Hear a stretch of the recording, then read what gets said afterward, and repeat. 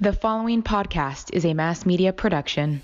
Hi, I'm Josh Galindo. And I'm Krystal Galindo. Welcome to the Going Galindo Rugrats and Renovations podcast. A lifestyle podcast where we will offer our experience and expertise in building real, lasting wealth through renovating and flipping homes.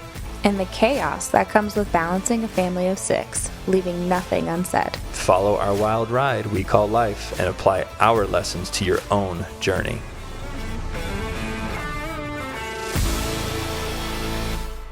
Welcome to Going Galindo Rugrats and Renovations podcast season 3. Yeah, what are we going to talk about today, babe? We're going to talk about how to get started. Mm-hmm. What does that entail? Mindset, eliminating any excuses, and finding an investor, finding the deal, being prepared for when you do find the deal, and knowing how to talk to the investor the right way so that you're taken seriously when you go to talk to the investor, and how to sell it.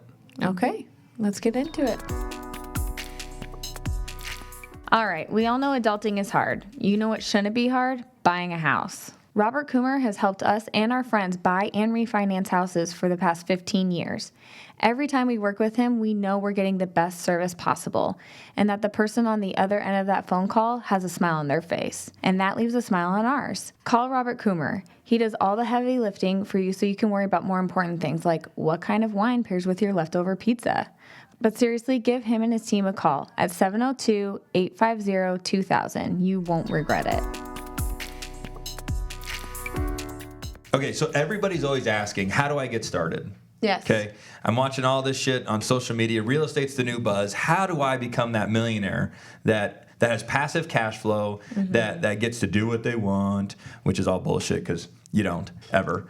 But everybody wants to know, how do I get the passive cash flow? How do I set myself up for retirement? How do I build wealth? How do I start? It's easy to describe as a successful person all of the accomplishments that I have or that we've accomplished in our life, or all of our real estate holdings, or just kind of going on a bragging sesh. But what I think people are actually asking for is, how do they start? Yeah, because that's the hardest part. It's the hardest part. If they had all of the assets, all of the cash flow, all of the real estate, they wouldn't be watching us necessarily. No, they would be already started. They'd already be started. Yeah. They're not going to learn anything from us. They might, but probably not a substantial amount. So I think what's important is to talk about what is the first step. Yeah. So let's paint the picture of what somebody believes being started looks like. Okay. So I hear them go, I want a $5 million line of credit or access to $5 million in funds. I need a painter, I need a tile guy, I need an electrical guy, I need a plumbing guy, I need a landscaper, I need a cabinet guy, I need a granite guy, and I need access to suppliers for material. So boy, is that a perfect picture. Right. Now they can start. Yes. Okay.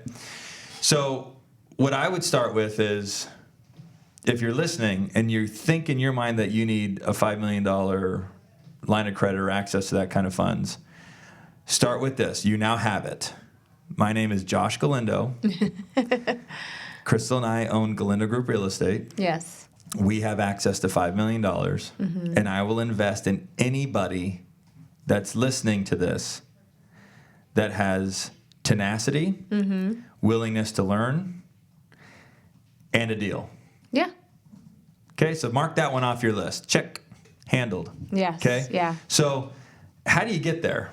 Okay, you got the money part handled. So now everybody can stop worrying about, where do I get the money? The money is probably the easiest part. The hardest part is first getting your mindset right. You have to have the right mindset. Have to have the right mindset. Yes. Everybody's heard about the tick in the jar, right? No. Okay. So, no? Chris? No. Fuck! Nobody's heard about the tick in the jar? No. Okay, so if you put a tick in a jar, right, a mason jar, Okay. and you screw the lid on, the ticks will jump, right? Okay. You unscrew the lid off the mason jar. The tick will literally jump the same height that it had been programmed to jump when it was hitting the top of the jar lid. Oh, okay. That is a reflection of how almost everybody was raised.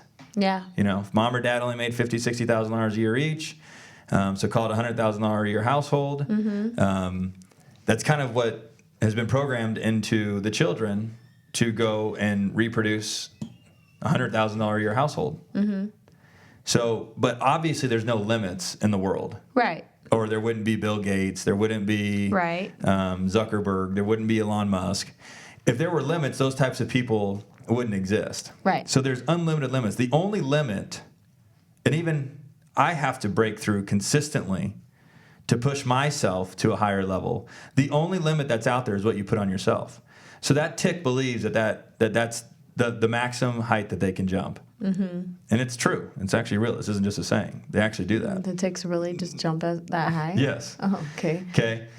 So when I say mindset, you have to believe in your core that you're better than a tick. that you're substantially better than a tick. But you have to believe that your cap is more than what you believe it is. You know, sky's the limit. Yes. I can make as much money as I put out there, as much money as I desire. And not cheesy, because just saying it is one thing. You have to truly believe it and almost see it. It's the best word I think I found for it is that you've made a choice. You've chosen to make more money. Because believing it is very difficult because you have to reprogram your subconscious. Mm-hmm. Just consciously saying it isn't reprogramming your subconscious because your subconscious will always counter your conscious mind. Right. You know, I'm going to be rich. I'm going to be rich. I'm going to be rich. Your subconscious really knows you're probably not going to be. Right. And that will always outpower the conscious mind. So is it kind of like when you're driving to your job for 20 years and then you change your job and then you get up, you're driving to work and you accidentally drive to your old job because your just subconscious mind's taking you there? You have to consciously think to drive to your new job. There you go. You have to consciously think to change your mind. Yes. Okay, so choose to make more money. So wake up that day and go, I'm going to choose today to make more money. Mm-hmm. I'm going to choose today to make more money. Mm-hmm. What does that money look like? And what I do is I will actually build a visual in my mind, which is why I believe having a photographic memory is so powerful and so beneficial, which I know is what I've got, because I can literally describe in my mind a perfect picture. When I say picture, I mean like a true visual, and then I could vocally describe it out loud on what it looks like for me making more money, or for me accomplishing whatever task I've put in front of me. Yes. That is what my mind does. And I think what that does is it paints the picture of a reality. Mm-hmm. And so now I can see myself actually doing and accomplishing the thing that I've set out to do. Mm-hmm. And by being able to see that, I've now built a roadmap for myself. So very important to get your mindset right. Okay? So we now have mindset. You got to work on that. Yeah, that's very, very important. Mindset is so important. Mindset is easy because there's so much access to information in this day and age. Mm-hmm. You can just go on TikTok, and if you're just watching mind-numbing stuff, that's not helping your mind. Right. That's not helping your mindset. Okay, if you're on YouTube watching mind-numbing things, that's not helping you. All you got to type in is how to improve my mindset, how to think bigger, steps to accomplishing everything I've ever wanted. You just type that into Google, and there's such an abundance of information that you could tap into to make yourself better that will get your mindset right. Okay? Yes. So mindset's number one. Once your mindset's right, you got to be able to find the deal. Yeah, that's very important. What I always say, and I'm going to say this to the room, if any one of you walked in here and said, hey, this guy just rolled up with a Rolls Royce and said he'll sell it to me for $60,000. How fast do you think? And it's worth $300. Sell it tomorrow for $300. And I think that'd be a deal, so we'd really be able to fire sale and get out of it quickly. How fast do you think the room could find $60,000? Fast, because you know it's a deal. It's a deal. Yeah. I'd go to the bank and do a cash advance on my credit card if I didn't have the cash. I'd go knock on Busy Boots' door and go, I need the owner's phone number. Yeah. Or I'd go to every one of the mechanics and go, hey, do you guys have $500? I'd run down to Salvation Army and start asking the cashier over there, do you have $500? I would find the money so fast because the outcome is so predictable and guaranteed because you know it's an obvious good deal that we can gather as much money as we absolutely need to be able to put together the $60,000 to buy the Rolls Royce. Yes. So if the deal's good enough, the money will always come. Right. If the deal's good enough, the money will always come. It's easy to get the money. That's the problem. You're like, well, I just can't get anybody to buy any of my deals. Then it's not a good deal. There you go. I was going to say, well, what's the problem? The problem's probably that it's not a good deal. Okay, so you've got to be able to identify the deal. How do you identify the deal? Because they're going to ask that question too. Deals are identified by discrepancy. Discrepancy means if it's selling for one thing and the deal cost another thing, there's a difference there, a discrepancy. Right. Okay, it could go either way. If things are selling for $300, you bring me a deal that's that's asking $400. That's a discrepancy. It's just in the wrong direction. Yeah. Okay. If it's selling for $300, you need to find me a deal that you need to find me something to buy at $200. Mm-hmm. The thing is deals apply everywhere. It could be laptops, could be iPhones, right? Anything. Could be cars, could be watches, could be glasses, could be shoes. There's a market for everything. Mm-hmm. The way that you find money in the world is with a discrepancy, meaning that you bought it for less than what you could sell it for. I know it sounds stupid and simple, but that's the first step. Mm-hmm. So anybody listening, if their true passion is to go and generate, big wealth, you have to be able to find things for less than what they sell for. This sounds impossible. Well, how the fuck do you think Walmart stays in business? They've sure mastered it. How do you think Target stays in business? They've sure mastered it. How do you think the car dealerships figured it out? Right. They've mastered it. Mm-hmm. They are experts in buying cars for less than what they can sell them for.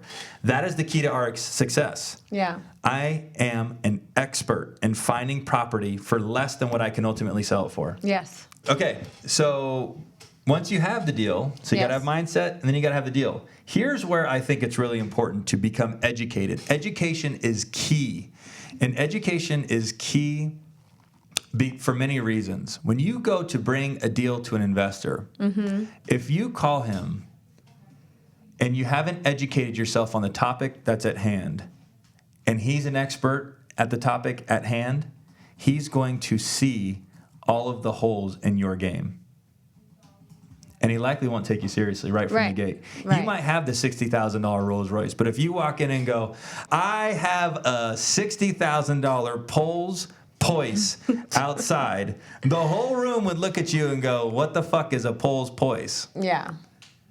And then the car expert would go, this fucking guy's a moron. Does he mean Rolls Royce? Do you get my point? Yeah. And that is how bad it can be when some of these guys call me when they have real estate deals. They don't have a clue of what they're talking about. Yeah. So even if they have a deal, immediately it's very difficult for me to take them seriously. So get educated on the industry in which you're working so that you can talk shop with the people that you need to be able to talk shop with so that you're taken seriously by those people. Mm-hmm. So now you've educated yourself so that you could talk shop. You bring the deal to them. And then hopefully what you're able to do is sell whatever your product is that you've secured mm-hmm. for more money than what you've secured it for. And that's your profit. So let's call it $20,000 for easy math. Okay. So $20,000 you've made. In order for you to get started in the flipping business, you're probably going to need between $100,000 and $200,000. In order to get started in the rental game, you're going to need between $100,000 and $200,000. So if you can find a way to generate $20,000 one time, you now have the formula on how to generate $20,000 10 times. Yes. To get your $200,000. To get your $200,000. So don't overcomplicate it. I just gave you the whole formula. Mm-hmm. There should be no questions. Any question that you have or any doubt that you have when listening to this and going, well, he didn't answer this question. Well, he didn't answer that. Well, I still have another question. You are what is called analysis paralysis. You will sit in a space and analyze yourself into no decision. I'd rather you take the information, go out there and make a decision and be absolutely incredibly wrong and make every mistake you possibly can, because mistakes are where you learn lessons. Mm-hmm. The more lessons that you learn, the more successful that you'll be. Could you imagine if you took all this information, went out there and bought a house and didn't really have any issues, fixed it up, went through the renovation super easily, and then sold it and it was super easy, and you put $50,000 in your pocket, you'd be like, I fucking made $50,000. Yeah. You'd be like, okay, great. Well, what'd you learn? Did you learn anything? I learned that I'm a fucking expert, is what I learned. Oh, no. You didn't learn shit. Just everything went your way, which is great. And obviously we prefer that happens. Yeah. But if the next one that you do doesn't go your way, you're going to be a mess. That's why a lot of the new flippers go, I made 50 grand on this house, and I lost 30 on the last one. Yeah. But I made 40 on this one, and I lost 60 on the last one. And I made 30 on this one, and I lost 20. They're a fucking yo-yo. And the reason that they're a yo-yo is because there's no predictability or consistency to their model. They're just taking a shot, and the universe is either going their way or it's not. There's no skill. There's no skill. Do you know how you know you have a business? You can reproduce the same result over and over and over and over and over again. That's how you know you have a business. And it's not luck. And it's not luck. Yep. My flipping business has nothing to do with luck. My rental business has nothing to do with luck. My health has nothing to do with luck. I wake up and I go to the gym and I put work into it. Everything I do is based on consistent habits. All right, guys, let me make sure I give myself a really quick plug here. I just want to take a moment and make sure I'm crystal clear on what Galindo Group Real Estate offers to the Las Vegas public. We have a company called Galindo Buys Houses that buys homes as is, all cash, and can close in as little as 7 days with no appraisals, no commissions, and we pay all of the fees associated with the closing. So the number we give you is the number you should walk away with from the closing table. You pick your close date, and if you need to, you can stay up to 3 weeks after closing, giving you a home and the much-needed cash to make future decisions. Galindo Buys Houses is a locally owned company that takes the profits generated here in town and reinvests them locally. We're not that big hedge fund that takes the profits generated here and sends them off to New York and other big cities. I employ people here locally and invest here locally. If you or anyone you know is behind on payments, repairs, or inherited a tenant disaster, don't hesitate to give me a call. We will get you an offer in 5 minutes or less and close in 7 days or less. So please take this number down. It's easy, 820-CASH. Again, it's 702-820-CASH. Talk to you soon. When I say that you need to be educated, when you come bring the deal to me. Yeah, what knowledge are you wanting them to have when they're bringing a deal to you? I just want them to be able to talk shop. And here's what I think happens is people just jump over the whole learning curve. Like, I got a deal, but they never watch. You know, we're living in an age where there's no excuse for stupidity. You can almost go your whole life without asking a question if you really wanted to. That's not the path of least resistance. So asking a question is obviously pretty easy to do, and I would encourage doing it. But if you really broke it down, you could get every bit of information that you've ever needed or wanted just by having an iPhone and Googling it. Right. So just finding the deal and then never, ever indulging and jumping into the industry in which you're talking about, which for us is real estate, not knowing what an assessor's parcel number is, not knowing what condition the house is in, saying that it needs carpet and paint when really it needs like a full, gut. Get educated on the cost on what you're selling. Yeah. Because what you're selling is you're selling a piece of property that needs value add so that I can be rewarded for my value add. Well, what is the value add? How much is the renovation cost? What is a real renovation cost? Like if I was getting into the game going, I want to start wholesaling houses. Well, in order to wholesale a house, you have to know what it's going to cost to fix up a house so that you know how much you can offer the original seller, so that you know that you have a spread that you can leave for the future buyer so that he can go and make money, right? So you might want to ask a painter what it costs per foot to paint a house. So just getting a general knowledge is what you think that they should know. And I'm only talking about construction-related items. You might want to know what it costs to replaster a pool. You might want to know what escrow means. You might want to know what EMD means. You might want to know that that the title may not be perfect and I may not be able to close in 3 days, but yet you're going to demand that I close in 3 days. Call a title officer and say, hey, listen, I could see myself doing it. I use Courtney Duke with Chicago Title. Courtney, my name is Josh Galindo. I'm new in real estate. Yeah. And the best thing that I love to do is I always come from a place of vulnerability, because I don't believe humans at their core are mean people. Right. But if you come at them with this level of arrogance, then they're going to fire back with, this guy thinks he knows what he's talking about, or he knows what he's talking about, but I'm not here to help. So how do you be vulnerable without feeling like you're looking dumb?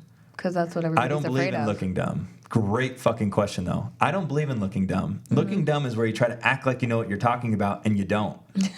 I guess that's true. Looking dumb is acting like you know what you're talking about, but you don't.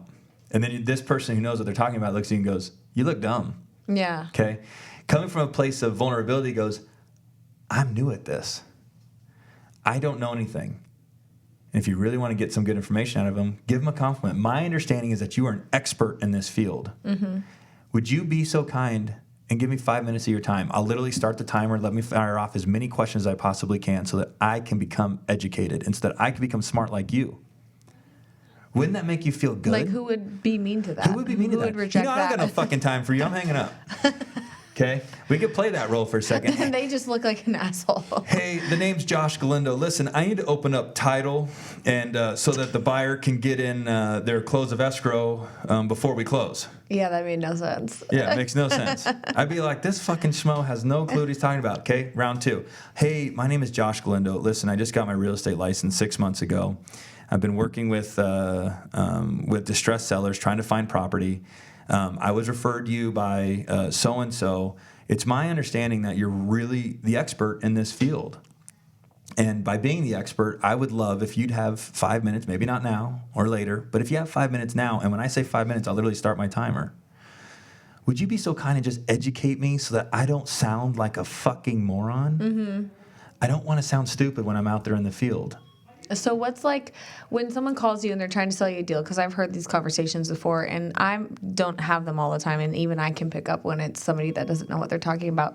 But what would you say is like a red flag that they have no clue and that you probably just will hang up the phone call? Because a great question. And I have the exact red flag that I always identify. Okay. And I don't know if this guy... You set it up every time? Well, I could. I could easily set it up.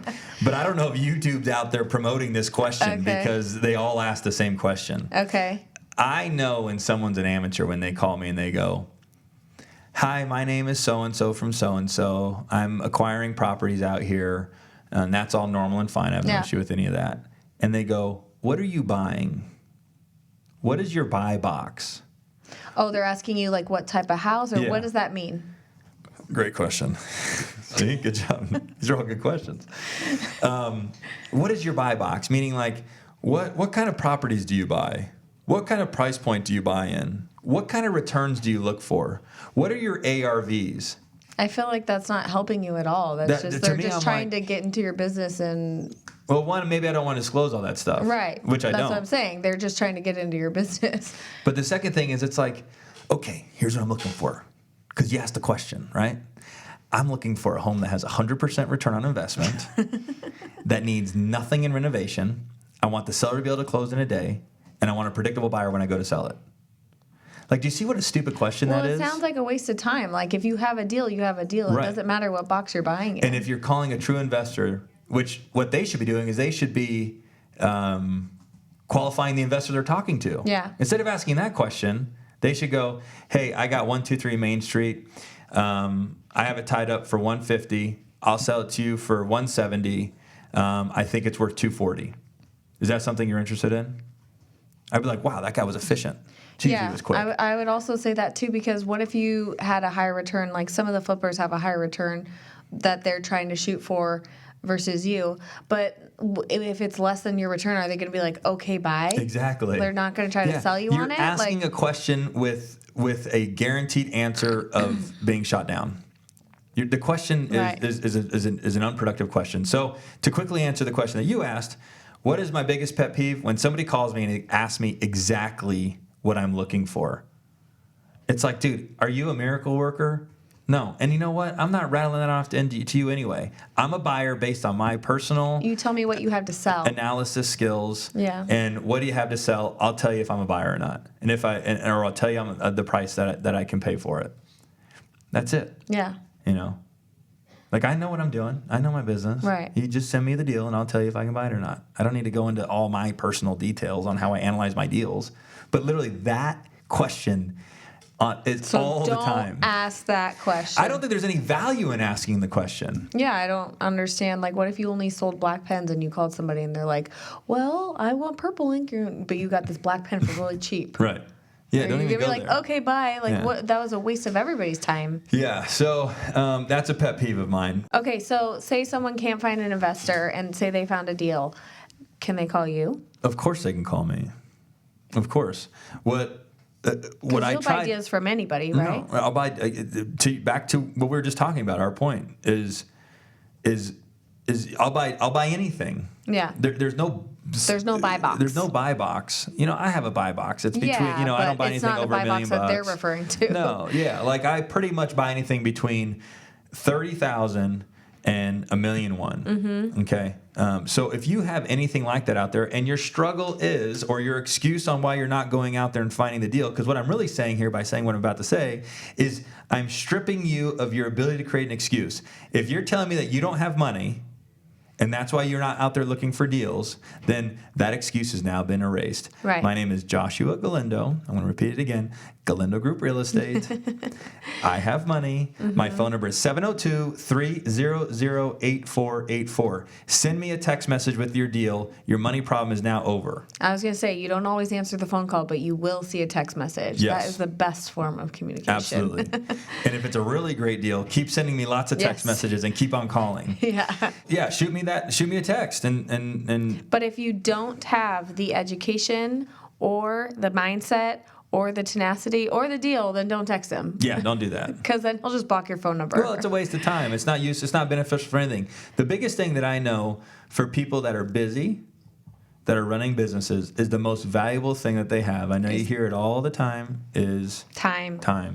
So someone that's just picking my brain so that he can finally get out there and figure out what to buy, or he doesn't have anything, that's fine. Well, not that you're not willing to help, because you are willing to help, but you got to remember, if they're reaching out to you, if you're reaching out to him, you got to add some sort of value. You got to bring value with it. Mm-hmm. And if we have platforms, this is one of them on how we're helping. So if anything, I would encourage you to go back through and listen to seasons 1 and 2 and listen to all the episodes. Yes. So, yeah, that'll help. Hey guys, it's not too late to be a sponsor of the show. If you're interested in getting your business in front of our listeners, please send us a direct message on our Going Galindo social channels. All right, guys, that's going to do it for today. Thank you so much for listening. If you enjoyed the show, please rate, subscribe, and share our podcast. You can also connect with us on social media or at galindogrouprealestate.com. Until next time, thanks again for listening.